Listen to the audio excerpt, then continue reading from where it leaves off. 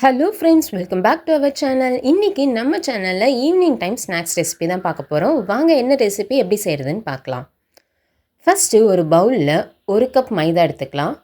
1 spoon தனி மிளகாய்த்தூள், ஒரு அரை ஸ்பூன் எள்ளு, மாவுக்கு தேவையான அளவு உப்பு சேர்த்து அதில் ஒரு 2 ஸ்பூன் எண்ணெயை சேர்த்துக்கலாம். இப்போது இது எல்லாத்தையுமே நல்லா மிக்ஸ் பண்ணி எடுத்துக்குவோம்.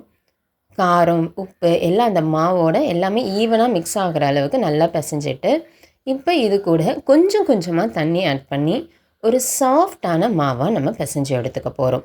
ஒரு பூரி மாவு மாதிரி நல்லா சாஃப்டாக நம்ம வந்து பிசைஞ்சு எடுத்துக்கலாம். இப்போ மாவு ரெடி ஆகிடுச்சு. இது ஒரு நீங்கள் 10 நிமிஷம் ஊற விட்டுட்டு கூட நம்ம அதுக்கடுத்து நம்ம செய்ய ஆரம்பிக்கலாம்.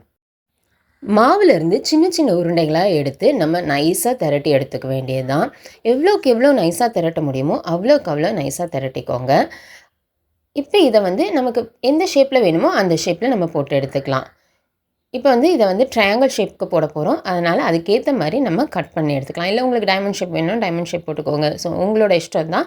ஸோ அதுக்கேற்ற மாதிரி நம்ம ஷேப்ஸ் வந்து கட் பண்ணி எடுத்துகிட்டு இது எல்லாத்தையுமே ஒன்றா எடுத்து தனியாக வந்து ஒரு பேப்பரில் வந்து போட்டு வச்சிட்டிங்கன்னா அதில் கொஞ்சம் வந்து உலர்ந்துட்டுருக்கும். அதனால் இது எல்லாத்தையுமே நம்ம போட்டு முடிக்கிற வரைக்கும் கொஞ்சம் நேரம் இது அப்படியே இருக்கட்டும். இப்போ எல்லாமே நம்ம திரட்டிட்டோம். அதை வந்து சூடாக இருக்கிற எண்ணெயில் போட்டு பொரிச்சு எடுக்க போகிறோம்.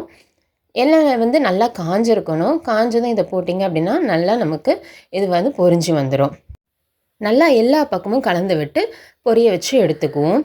இது வெந்துருச்சா அப்படின்னு தெரியறதுக்கு இதில் இருக்கிற பபிள்ஸ்லாம் அடங்கினதும் நம்ம அதிலேருந்து எடுத்துடலாம்.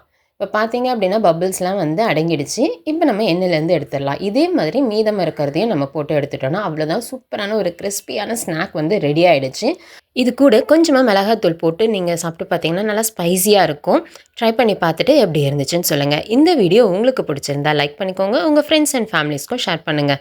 இன்னும் நீங்கள் சேனலை சப்ஸ்கிரைப் பண்ணாமல் இருக்கீங்கன்னா சேனலை சப்ஸ்கிரைப் பண்ணிக்கோங்க. நெக்ஸ்ட் வீடியோவில் பார்க்கலாம். தேங்க்யூ, பாய்.